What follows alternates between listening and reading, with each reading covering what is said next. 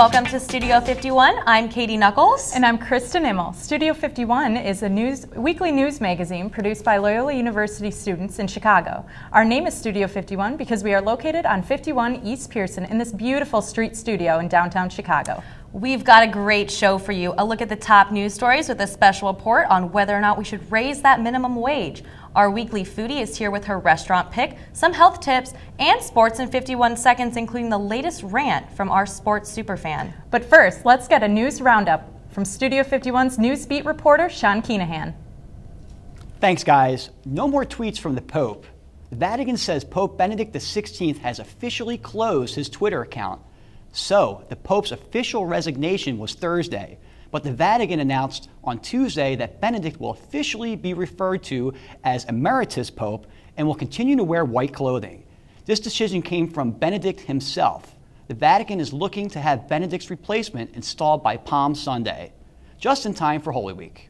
Meanwhile, Chicago Cardinal Francis George made a surprising announcement on Wednesday. He is eliminating 75 positions, closing 5 schools, and cutting parish budgets. Cardinal George says the cuts are needed due to what he calls chronic financial problems. The Cardinal's in Rome, where he is part of a conclave to select the next pope. Starting next year, all Chicago public schools will be required to provide full-day kindergarten. This will replace the current state-mandated half-day kindergarten.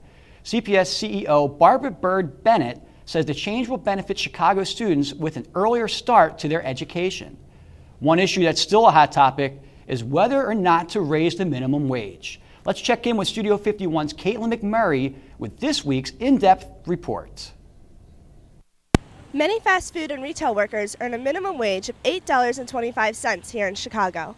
During President Obama's inauguration speech, he proposed raising the minimum wage to $9 an hour. Some people say this is an overdue necessity, while others say it's not such a good idea. Loyola student Mary Lynn Thompson works part-time at a local coffee shop, earning less than $9 an hour. Even though she makes more than the minimum wage, she says it's just not enough. If I, as only supporting myself, can just skate by, then what about people who have children? Mary also believes that the amount of work and stress that goes into a customer service job should be reason enough to increase minimum wage. You're not just sitting behind a desk dealing with a computer. You're dealing with people, which brings a whole new level of effort and energy and skill to any situation that $7.25 an hour just can't cover. Mary is not alone in wanting an increase in minimum wage. Action Now is a nonprofit organization in Chicago that fights for workers' rights. This group believes the minimum wage should be set at least $10 an hour because many people who earn minimum wage and support a family of 4 are living in poverty. Action Now Communications Director Eileen Kelleher says this isn't just a wage issue, it's a community issue. Poverty is also tied to violence in communities. When people are laid off and don't make enough money at their next job, they're not able to pay their mortgage, so foreclosures rise. Some people, like economics and finance professor A.J. Malarius, says although a raise in minimum wage sounds ideal, it may cause businesses to downsize. In the totality of the economy, when something goes up in cost, usually firms or people cut a little bit. Whether or not an increase in minimum wage will happen is still yet to be seen, but workers and economists alike are waiting to see what happens. This is Caitlin McMurray reporting for Studio 51 News. Thank you, Caitlin. And finally, you may recall that last week Forbes magazine came out with a list of the most undesirable cities to live and work in. Chicago was given the dubious distinction of number 4 due to weather, cost of living, and crime. Most Chicagoans would dispute this poll, but you can take a bite out of this new rating coming from Travel and Leisure magazine. Chicago is rated the best city in the U.S. for pizza. That's all for this week's Studio 51 News Roundup. I'm Sean Keenahan. Thanks, Sean. I can't believe that New York didn't win for Best Pizza. I know, but maybe this will help Chicago's ratings for next year. Hopefully. By the way, speaking of ratings, Loyola students have their favorite residence hall. What's your favorite? Well, I'm a little biased because I live in Baumhart now, so for me, that's my favorite, but it's across the street, it's downtown. It's a lot of things that are really great about it that make it convenient. But it's a really controversial and front page story in the Loyola Phoenix. Joining us now is Editor-in-Chief of the Phoenix, Tahera Rahman, with this week's Phoenix Breakdown. Thank you for joining us, Tahera. Thanks for having me, Katie. So Baumhart's going through a lot of changes this year. Can you kind of explain the dynamic of conference services for us? Sure. So Baumhart Hall has been open over the summer since May 2007 for non-Loyola guests. This includes individual guests as well as for groups for conferences, but this past fall they opened it up year-round, so anyone can register online and stay short-term or long-term.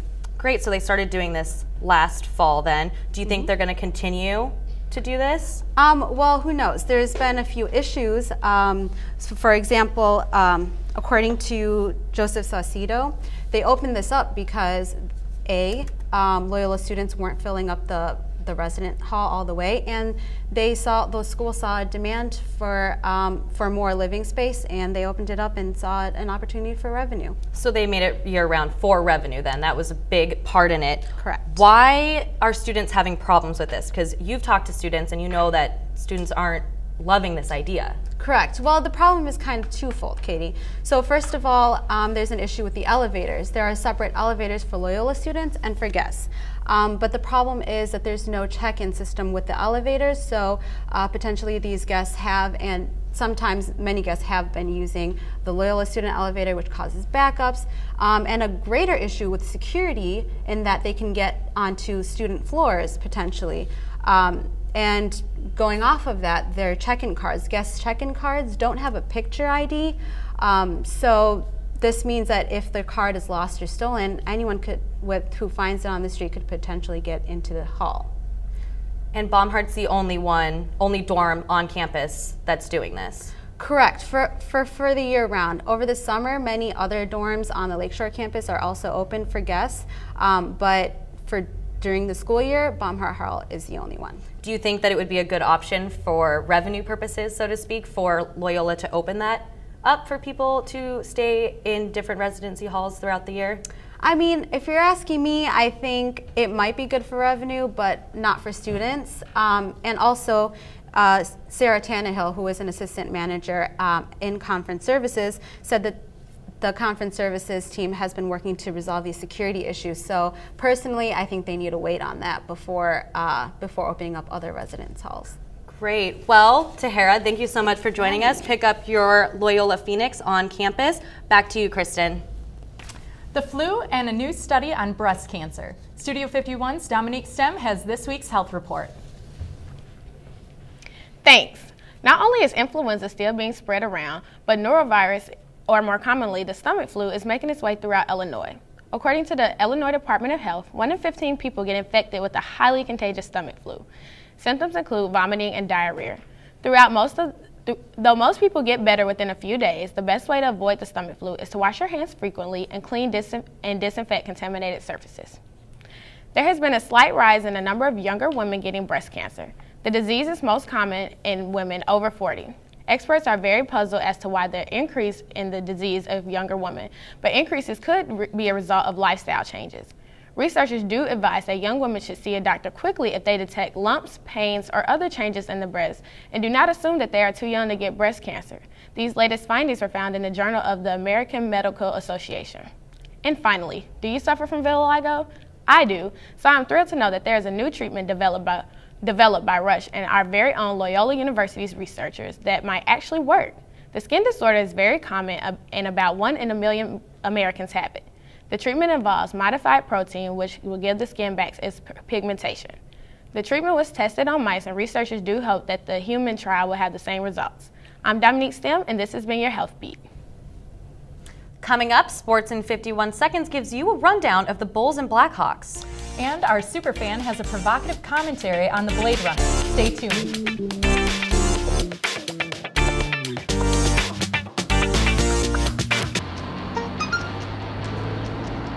The average text takes your eyes off the road for nearly 5 seconds. Stop the texts. Stop the wrecks. Visit us at stoptextstoprex.org.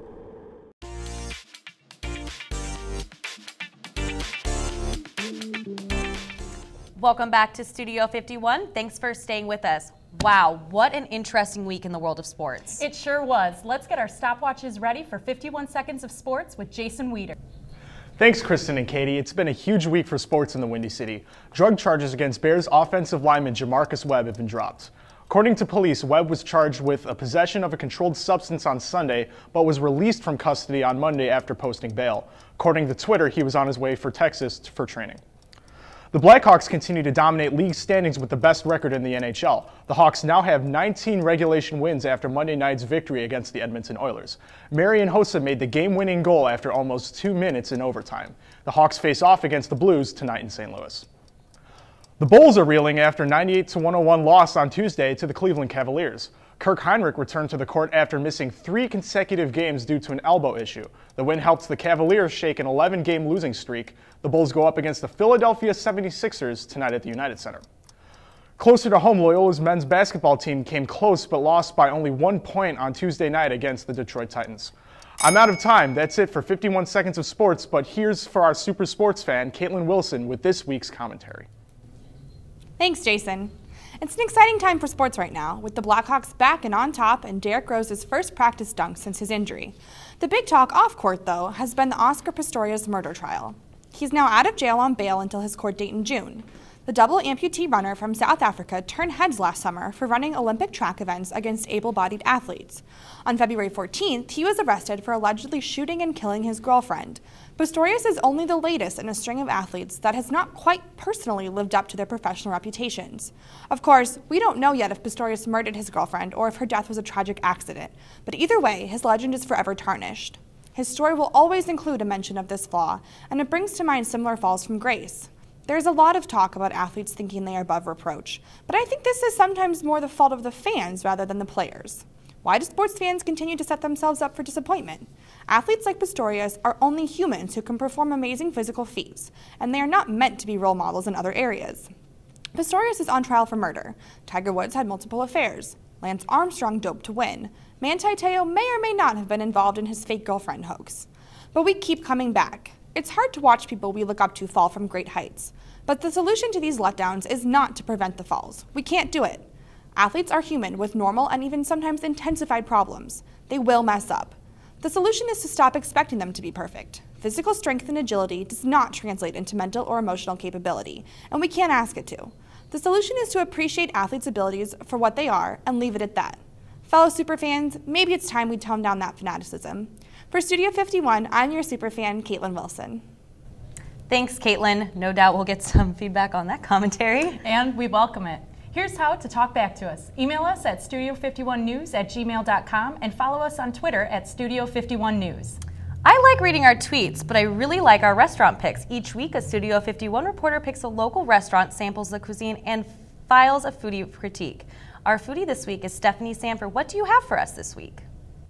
Well, this week I was on a budget, so I decided to go someplace affordable and hopefully scrumptious. When it comes to food, I'm no snob, but I expect a fresh and flavorful meal. At BZ, they advertise fresh homemade food, and boy did they deliver. Though their menu has a variety of sweet and savory crepes, I decided to go for the chicken plate, which came with an option of 2 sides. The kebab-style chicken was cooked to juicy perfection. For my 2 sides, I chose the mashed potatoes and the house salad. The mashed potatoes were thick but not chunky and topped off with cheddar and chives. My house salad came with a variety of vegetables and an olive oil-based dressing. The romaine lettuce was cut a little too thin to pick up with a fork, but besides that, I had no complaints.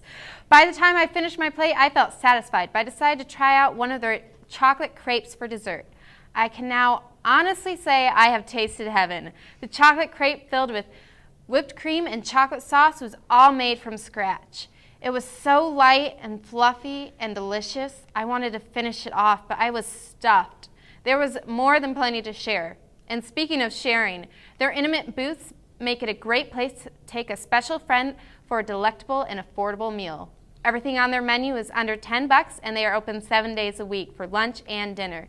BZ is located in Lincoln Park, just north of Sheffield and Diversey. For Studio 51, I'm your foodie, Stephanie Sanford. Thanks, Stephanie. Coming up, are grade school children too young to learn about sex ed? Stay tuned for our point counterpoint segment after this break.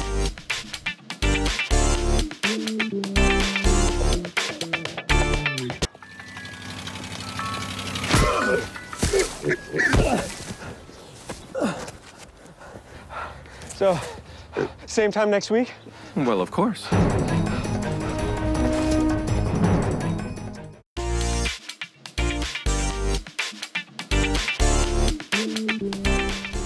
Thanks for staying with us. Well, a controversial topic in Chicago this week is the Chicago public school system proposing a plan to change the sexual education curriculum. The proposed plan would provide sex education classes to students in kindergarten through 12th grade. Many parents are questioning whether youngsters in kindergarten are too young to be learning about sex.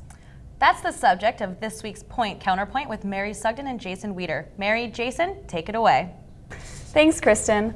Well, personally, I think the Chicago public school system is taking a huge leap in the right direction with the proposed K-12 plan. According to the curriculum, it will be broken down into age-appropriate sections. For example, kindergartners and first graders will receive lessons in personal safety, healthy relationships, and anatomy, and these classes will be broken down into understandable topics. The curriculum will not only focus on sex education, it will also tackle important issues such as bullying. And while some parents may feel uncomfortable starting classes at such an early age, they can opt their child out at any time. Jason, how do you say no to this?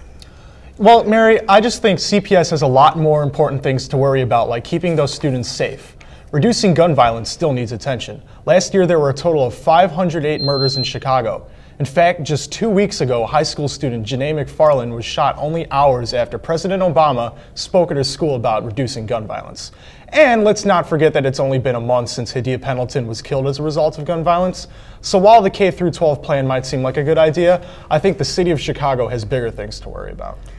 Obviously, safety is an important issue, but shouldn't we worry about ensuring the safety of our students' health? According to multiple sources, Cook County ranks first in the country for its high rate of STDs. That's one time you don't want to be in first. Stephanie White, the health officer for CPS, reported that 52% of students have had sexual intercourse, and of those, under 36% did not use a condom, and 88% were not on the oral contraceptive. Those are scary numbers, and those are also self-reported, so they could be much higher. And whether Chicago wants to admit it or not, their students are partaking in risky behaviors at earlier ages.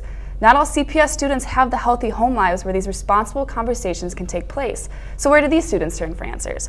Why not have open conversations to give these students the tools to make healthy decisions from an early age? That's the key, healthy decisions. I get that, but what good would the program do if parents can still opt their children out of the program?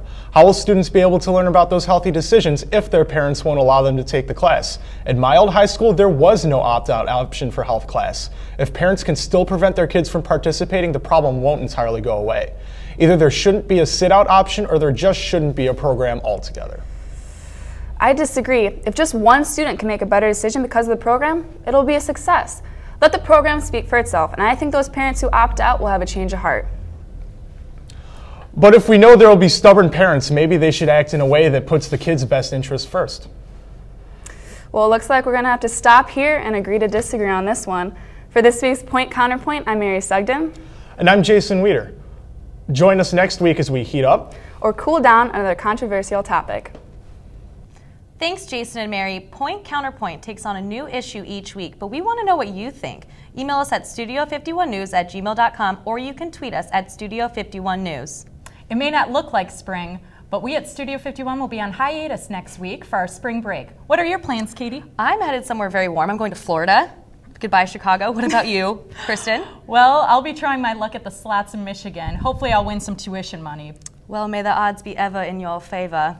That's our show this week. I'm Katie Knuckles. And I'm Kristen Immel. We'll see you next week.